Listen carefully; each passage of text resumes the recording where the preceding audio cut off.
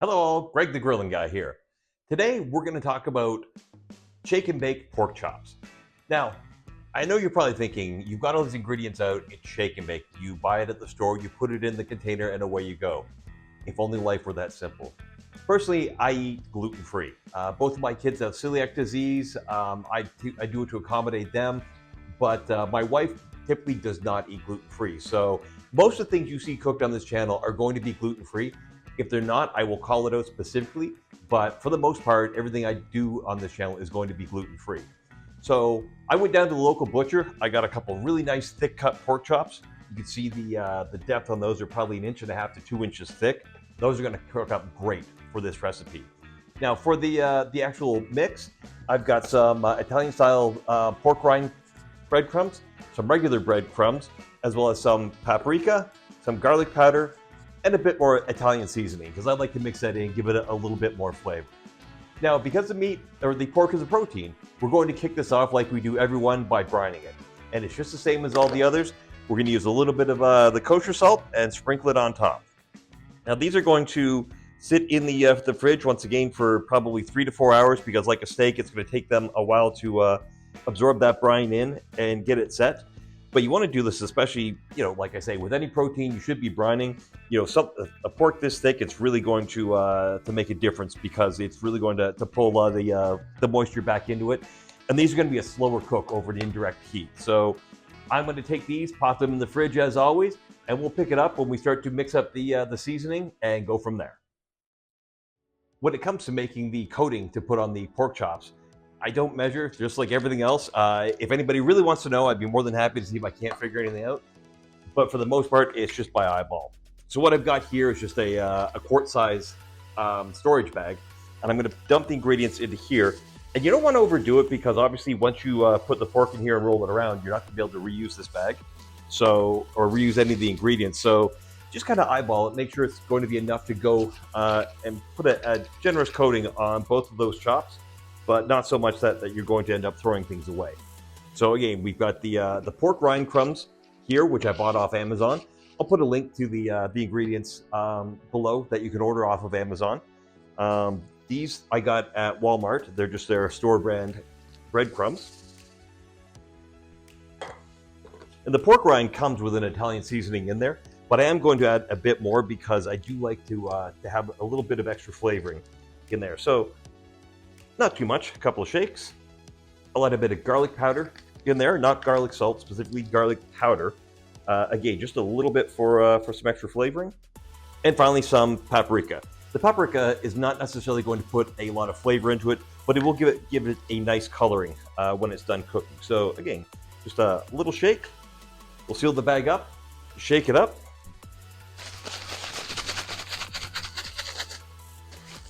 And now it's ready to have the pork chops dunked in there. So we will go get them out of the fridge and take it from there. All right, it's been 4 hours. The pork chops have absorbed all the brine at this point, and we've pre-mixed the shake to go on. But we've got to get a binding agent that's going to allow the breadcrumbs to stick to the pork chops. I know it sounds terrible, but I use mayonnaise. You could use mustard, you could try duck fat or other things. I don't know how well those will ultimately hold the panko flakes on. So, like I say, I use squeeze bottle mayonnaise. Now, you don't need to put much on there because really you just need enough on to make sure that the breadcrumbs are going to stick to the pork chops. This won't add any flavor to the cook at all. I've tried it a few different ways. There's not enough on there, and it'll kind of get absorbed into the breadcrumbs while it cooks. So it's not going to give it a fatty or a greasy flavor. It's just going to make sure that the breadcrumbs don't go anywhere while you're cooking. Toss these guys into the bag, and then do what the name says. Shake.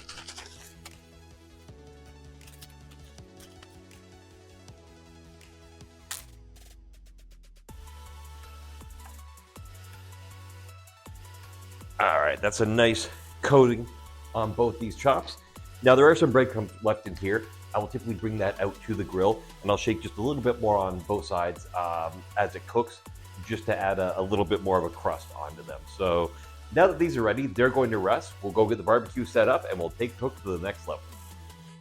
All right, so once again, the barbecue has been set up for an indirect heat cook. You can see I have the hot side over here with the coals, and then the cool side, this is where the pork chops are going to be resting for the cook. I do have the baffles open all the way, both at the bottom and the top, because I want to draw as much air across this cook as possible. I want to try to cook these things probably around 400, 425 degrees. Now these are about ready to go on. You can see that I put a couple of meter probes in there so I can monitor the temperature while it's cooking. You mentioned also that I do a couple more things before I put these things on. I use some butter flavored cooking spray. I'll spray a bit of that on top to act as a bit of a binder, and I will add a little bit more of the breadcrumbs on there, and then one more slight spray, and that'll help to kind of brown it up as it cooks. So we'll take these, put them directly onto the grill over on the indirect heat side. And at this point, we will cover up, come back in about 5 minutes, and add the smoke in about 10 or 15 minutes. I'll take these things, I'll flip them over. I will add some more of the butter spray and some more breadcrumbs on there. Make sure that it cooks evenly, and then we'll be ready to wrap these things, let them rest for a couple minutes, bring them inside to cut. So we'll touch base momentarily. It's been about 15 minutes, so we're gonna flip these pork chops now.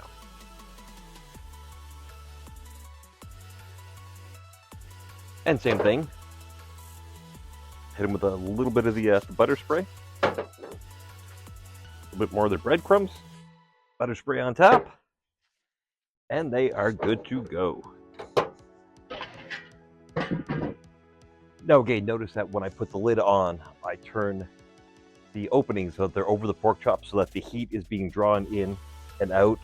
Once I get the smoke in there, you want it to draw the smoke across the pork chop as well. So this is going to be the fastest cooking method.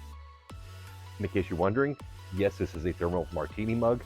I believe it's by Orca. They don't sponsor the channel, but yeah, it's not bad. I do love my kids for buying it. Smoke time.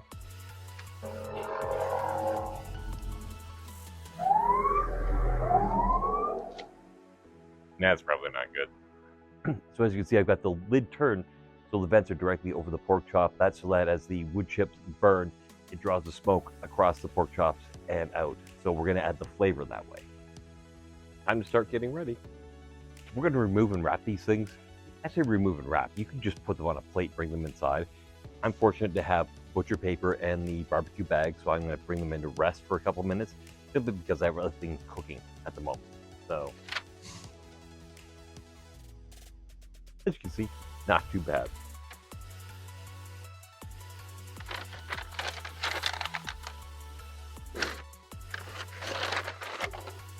All right, so pork chops are in. Let's see how we made it.